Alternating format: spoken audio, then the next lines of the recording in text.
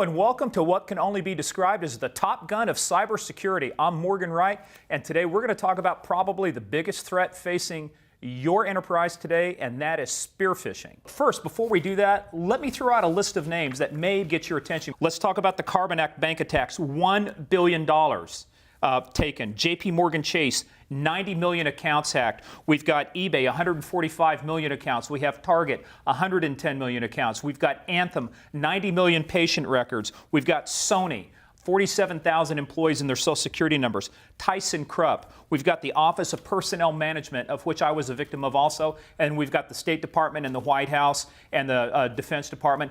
All of these attacks, every single one of them started with, guess what? That's right, spear phishing. And to talk about this today, we've got Kevin Mitnick, known as the world's most famous hacker, and a speaker, author, and consultant. Great to be here. Yeah. Darren, hey, Darren, same thing with you. Darren Anderson, CEO of CyberTech, great networking firm. So, I mean, you guys do a lot of stuff around the country. Yeah, thanks. Nice to be here. Okay. Ken Baylor, I love the name Stealth Worker, too. CEO of Stealth Worker, former CISO for a lot of Fortune 500 companies as well. Glad to be here, Morgan. And then we've got Leon Rishnu. Leon's the Vice President of Engineering at CloudMark. I know you've got a lot of good stories for us today. Thanks, Morgan. Let's talk about what we said was the biggest threat facing everybody right now, spear phishing. And so I kind of want to mix this up a little bit, but let's kind of get a hacker's view of this. Let's start, Kevin, we kind of talked about this. If you could come back now 20 years later, and you were yourself 20 years ago, but you could only pick one technology tool, one tactic like that, what would it be and why? Would be social engineering, because it's really difficult to protect the human element, and it's the easiest way in, and corporations have a very difficult time defending against these types of attacks, and it's extremely successful. In fact, I do penetration testing for a living. Companies hire me to break in, and when they allow me to use social engineering in scope of the test, 100% success rate. Let's make sure we define a couple terms. Number one, spear phishing. So let's talk about what is spear phishing, and then let's talk about social engineering to make sure we baseline this. So what's your view, what's your thought about the definition? Well, social engineering is using manipulation, deception, and influence to get a target to comply with a request. That's as simple as that. When you're talking about phishing is when you're kind of blasting out for example, an email to an entire organization and just getting somebody to click a link, open up an attachment or something like that. Spear phishing is very meticulous. This is where you're doing information reconnaissance, you're learning about the company, you're learning about the people, you're looking at trust relationships, you're looking for, partners, suppliers, customers, vendors, and then you go in and you target somebody within the organization, maybe start a dialogue, develop rapport, and then at a point you send the payload. The payload could be a Word document that has a macro. It could be a link to a site that pops up a Java applet. So when somebody clicks on that Java applet, they get in. It could be a booby-trapped PDF, an Adobe Acrobat PDF file. So when somebody clicks, it exploits the software that sits on the desktop. So using these payloads, then the attacker actually gets onto the computer of the individual who fell for the attack. Right. Once that happens, then the attacker works his or her way to other systems on the internal network. That's the scary thing about spear phishing is when when a hacker tries to break into your company by exploiting like a web application, for example, usually they end up on what we call the DMZ, because if you have set up your architecture right, you don't have your systems on your internal network that are facing the internet. But with spear phishing, that's directly targeting the human. Once their machine is compromised, their desktop, their laptop, that's sitting right on the internal network and gives the attacker much greater visibility into the network. Leon, let's go to you. I mean, you're Vice President of Engineering at CloudMark. You've seen so much stuff over the years. Why does spear phishing continue to be so just effective? I mean, we'd like to eradicate it like, polio, like stuff, but we can't. What are you seeing out there that makes spear phishing still so effective? As Kevin mentioned, it's the human element. And the more that people put themselves out in the world on LinkedIn, on social media, they put information out there that you can harvest. You can harvest that. You can find out who the CEO is. You can find out who the finance people are in an organization. You can manipulate that. You can manipulate the relationship to build a trust interaction between you and the individual and the victim, to a point where you can start to get them to give you information and open attachments, click on links, start to take actions that will allow you to get entry into that environment. Darren, kind of go over to you here. And part of this works because we've got so many things. I mean, it used to be the Internet of Things, right? Now it's kind of becoming the Internet of everything. Why is that expanding, all these attack surfaces? Why is that expanding all these threats that we have out there? Well, hacking the human really is the point of least resistance. And historically, that's meant on our laptops and our desktops, even our smartphones. But now it's really expanding to be all the things that I call the wearables, the livables, and the drivables. So everything that we're utilizing in our life to be more productive actually becomes another part of a attack vector and footprint that the bad guys can exploit. Ken, let's talk about you because I know you've done a lot of stuff. What do you see, especially from these unfilled jobs? I know that's got to be causing some concerns, but what are you seeing around spear phishing that's causing you concern? I think the big thing in spear phishing is the quality of the spear phishing has gone up tremendously. They're using vectors such as LinkedIn, Facebook to get a current events and knowledge of who's who in the organization. And they're also able to then look up and say, hey, how is the email configured for this enterprise, where they can easily do it from a Google search. But also we're seeing a lot of data is no longer in the enterprise, it's all over lots of cloud providers. So if you can manipulate a human, you can steal a whole bunch of data. Even if you had an intelligent corporate information security organization watching where they think most of the data is, well, not all the data is there anymore. So people can be robbed blindly from an intellectual property perspective, completely phished, and the organization will never even know about it. Never know. Folks, for you folks listening in on this video, you know what that means? That means your reputation, your company, your job is on the line when things like this happen, because we know. Look at all of these high-profile breaches, at least in the private sector. A lot of accountability, a lot of people have been fired, and so what we want to do is give you the tools, the tactics, the strategies, but more importantly, the insights, so you folks can help make these new decisions and these good decisions. So let's do this real quick before we have a talk. We've got a video. Remember when I talked about those top 10 hacks? We're going to get into those things and talk about some of the tradecraft. So let's roll this video right now. We're going to go into a little bit more detail of these videos, and then we'll be right back with you. Disturbing news about a cyber attack. Today, a shocking report from a cybersecurity firm. JP Morgan Chase reported hackers had stolen information. eBay said that it had been hacked. Massive cyber attack. The company Ubiquity has been scammed. A sophisticated cyber attack on the health insurer Anthem. The attackers used a classic hacking technique. A number of attacks are now being attributed to Russian hackers. Hackers working for Russia breached the Joint Chiefs email system. A cyber attack that penetrated the West Wing. Involving up to 110 million customers at Target. $46 million. 83 million customers, 145 million users to change their passwords. Hackers reportedly got hold of some of the president's emails. Intelligence agents are impacted by this. They're being pulled out of China. The Russian security company says a hacking ring has stolen up to $1 billion from banks around the world. What was interesting about that video, and guys, we're going to talk about this, is the breadth and depth and reach of some of these attacks. I mean, JP Morgan, OPM, of which, full disclosure, my classified personnel file was one of those exposed in it. 9 months later, I finally got my notification. Yeah, and Ken, you had your former position, being a CISO, like I said, for a Fortune 500. If it's demonstrated that these attacks had a negative impact on things like bottom line, on stock price, on reputation, I mean, if that kind of negative impact, why are we not taking it seriously, or what can we do to change that? I mean, if you were a CSO right now advising a company, I mean, you wouldn't advise them, hey, do this because it's going to have a negative impact on our profits, right? Correct. And when you start looking inside an organization, there's a couple of things that are happening. Board of directors, by the way, usually do not have a corporate email account. They generally have an AOL or Hotmail account. They're actually the most vulnerable people out there, but we'll leave that aside for the moment. But you're right, with the OPM hack and the Target attack, I mean, CEOs and senior leaders have actually lost their careers, not just their jobs. So that's kind of one side of it. But what we're seeing inside the organization right now is this massive growth of mobility, and people have their data no longer inside the company, but quite often in SaaS situations. And they're very, very susceptible to these attacks.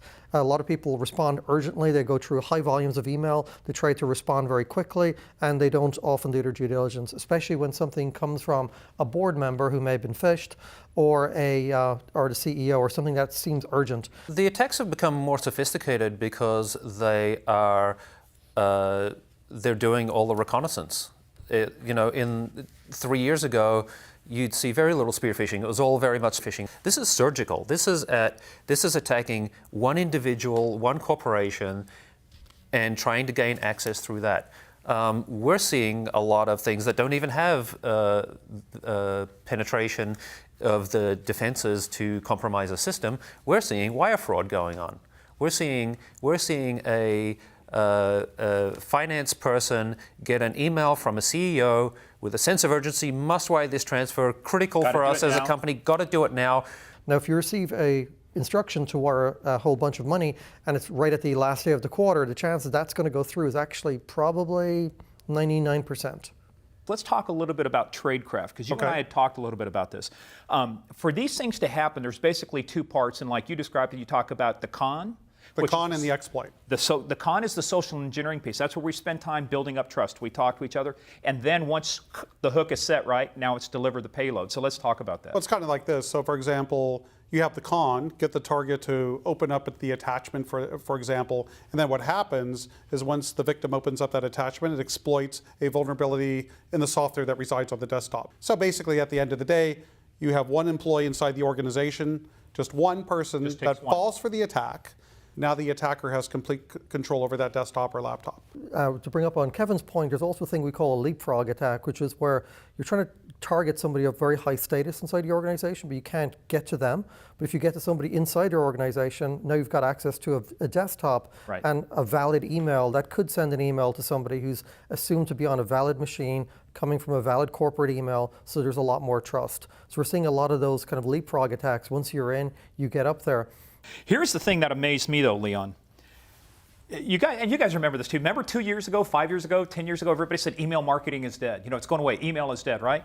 Email is not dead, is it? 91% of these attacks? 91% of these attacks come through email.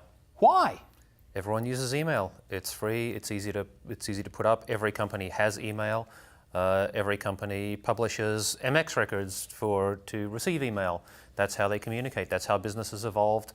And it's a standard mode of communication in business. And it's very unlikely the attacker will get caught. That's another good reason. Yeah, with a phone call, you can get your voice can be recorded. For example, with an email, usually it's very difficult to attribute the attack to a particular person. Yeah, and I'll tell you, because it's a low probability of risk, high probability of success, and these things keep working. It just amazed me when we said it's 91%. I mean, we're still, because every employee at a company gets an email. They may not get a phone, right, a mobile phone, but what does everybody get that works at a company? Email address. Email address, right? So this is definitely not going to go away. Like tools like LinkedIn, for example, help the attackers create the target list. You could put in a company name, look for current employees, and LinkedIn, or with Salesforce, you have data.com. You have a lot of resources out there on the internet to actually create the target list, even including metadata. So it's not hard for anyone on the internet to figure out what people are working for the company, what their titles and positions are, and how to reach them. Kevin, let's kind of walk through the anatomy of a hack. I think you said you had a really good example that almost worked 99% of the time. And where this is successful is when we're doing penetration testing. What penetration testing is, it's ethical hacking where companies will hire us to test their security controls.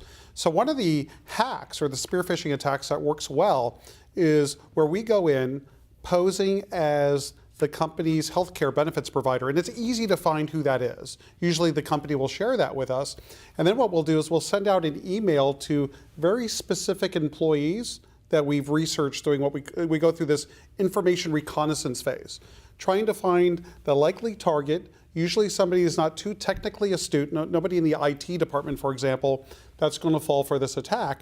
And how the attack works is imagine the employee, the recipient, gets an email from either the company or actually the healthcare benefits provider on behalf of the company that they need to accept this new policy, a security policy or any type of policy that we want at the time. And if they don't do it within 24 to 48 hours, they're going to be switched over to Obamacare. So usually there's a high incentive, a very strong incentive to go ahead and do it. And what happens is when they click on this link in the email, right, what happens is it pops up and it looks exactly like it's Anthem Blue Cross, for example. It pops up this, what we call a Java applet.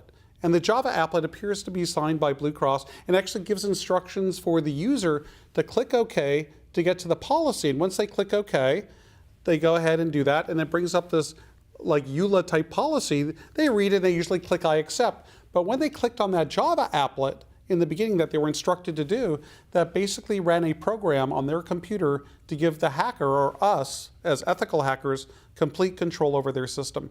And you might wonder, like, how successful is this type of attack? 95 to 99%. That's it? Usually always works. Yeah, always works. And it's so simple. So simple, we gain full control over that employee's desktop or laptop that's connected to the company's network. Let's do this real quick here, because we've been talking about a lot of these things. So hey, I want to kind of toss to you guys now a couple things.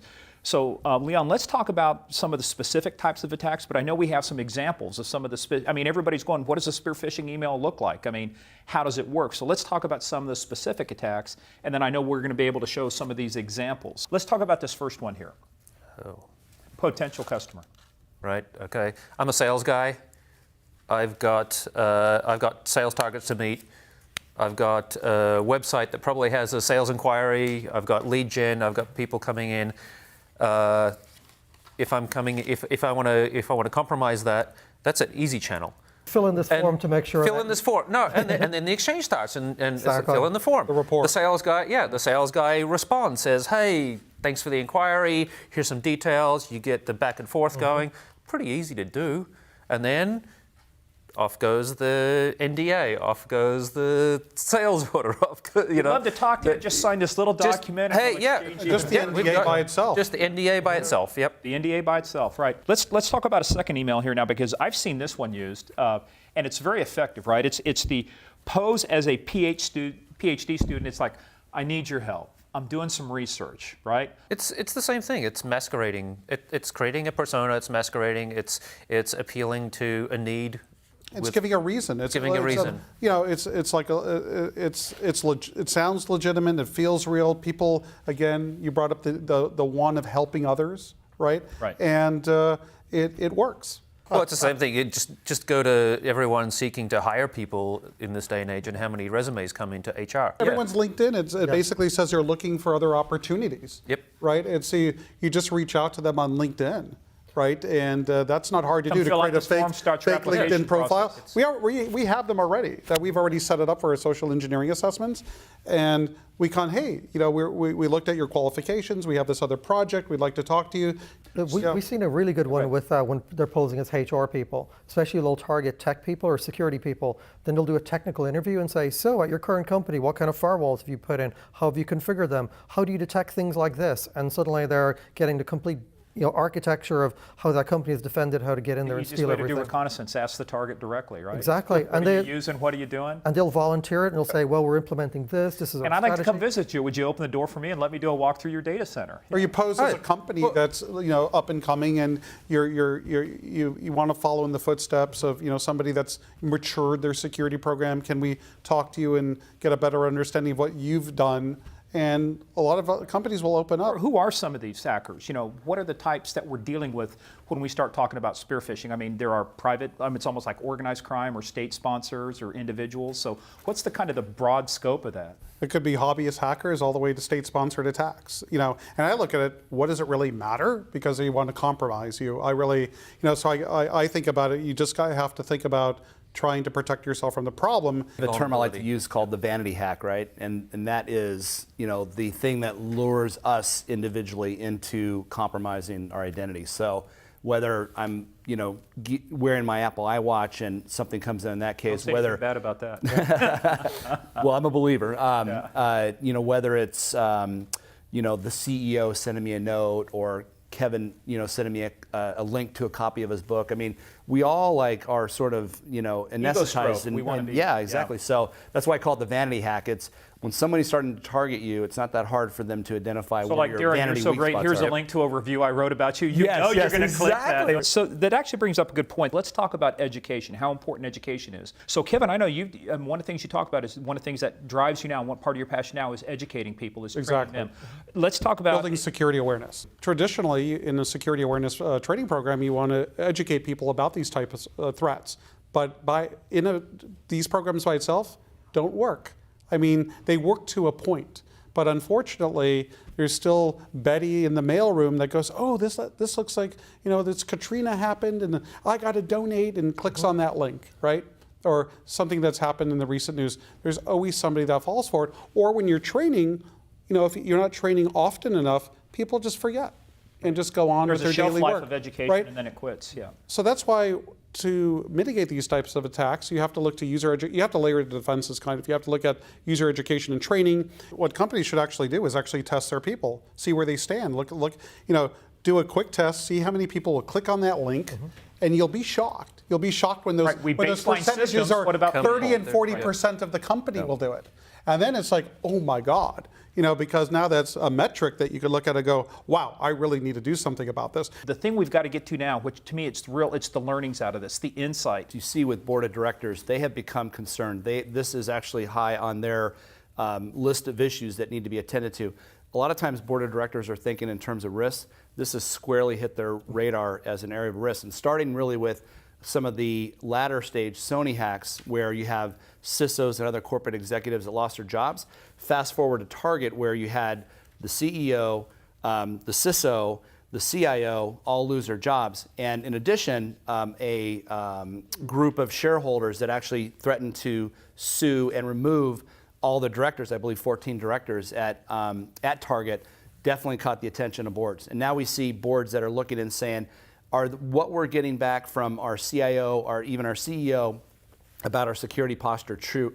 Is it true? So they're starting to double check. They're starting to sort of they trust, but they're also trying to validate. Verify. Yeah, they're trying to verify if actually the facts are what they've been told for many years. Humans still are doing the same thing, falling for the same thing year after year, right? So at some point, technology's got to come in and create a higher level threshold, a higher baseline to create that security, right? What are you seeing around that?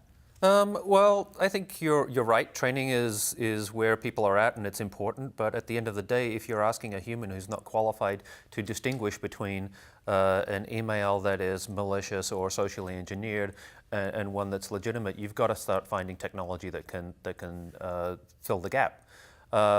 A lot of companies in the traditional security space, email security space, anti-spam, antivirus companies are trying to tackle this. They're trying to tackle this with existing technologies. Right. But really, you're trying to deal with a different type of attack. It's a behavioral attack. It's how do you look at people's behavior patterns in the email world? What are they exposed to? How do they communicate with others? Have they communicated with this person before? And start to look at what's an outlier in behavior. And when you start looking at that, it becomes a very complex problem to solve. And we at CloudMark have been tackling that. That's been our focus for the better part of the past year and a half. And we think we're at a point where the technology can start to help companies. It's the lightning round, okay? One sentence. If we could eradicate spear phishing, what's the impact it would have on everything else, right? So let's reverse order now. Let's start with you. If you could eradicate spear phishing, one sentence. It's going to be tough, Twitter friendly, right? One sentence, all right? How would the world be different? You could trust your email again, sleep better at night. Well, it was two sentences, but I'm going to let you get by with It was a semicolon. Compound sentence, all right. Darren. Unfettered commerce, live, work, and play safely online. All right. Ken. The average person could keep their money in their bank account. Kevin, how about you? Well, it would help people be safer. But no, guys, it's been great being the wingman here. A lot of insights. And look, folks, what we want to do is thank you. We know you've got you have your time is precious. You can spend it anywhere. We appreciate that you spent this time with us to learn what we think is probably one of the biggest threats out there that you're going to face, that you've got to really figure out a way to address, and that's spear phishing. So on behalf of this Top Gun panel, we want to thank you guys for joining us. I'm Morgan Wright, and we hope to see you in another video very soon. Thanks for joining.